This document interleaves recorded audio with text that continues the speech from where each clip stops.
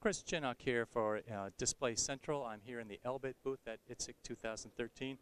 They've got some very interesting things to show. One of the things that this company's focused on for actually 20 years now is, well, the buzzword is live virtual constructive training.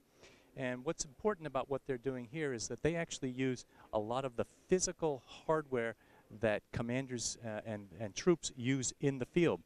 So the example they're showing here is they have a UAV operator working from his real UAV console, but instead of having actual targeting information displayed on the screen, they inject virtual targeting information. So it looks the same, he has the same buttons, he operates it in exactly the same way, but it's a virtual simulation at this point.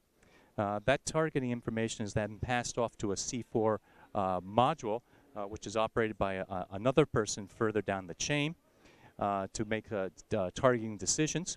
That is then passed to a portable C4 or command and control handheld module. Again, the actual hardware used by soldiers in the field. And then with all this virtual information, that is then can be implemented. In other words, a target identified and fired on using a physical laser-based gun and a bodysuit that will detect those laser targeting information. Or you can use actual like a game environment. So that's what's shown in the far corner over here. So an operator sits down, and now it's essentially a first-person shooter game at this point.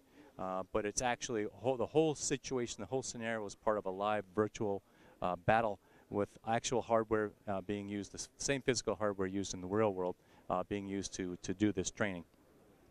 On the other side of the booth, they're showing something similar that they do for airborne and sea forces. So all this stuff can be networked on a global basis to create these very complex training scenarios using a combination of virtual and real hardware. So very, very powerful. Now, what they are also showing over here is something I'd love to go see at some point.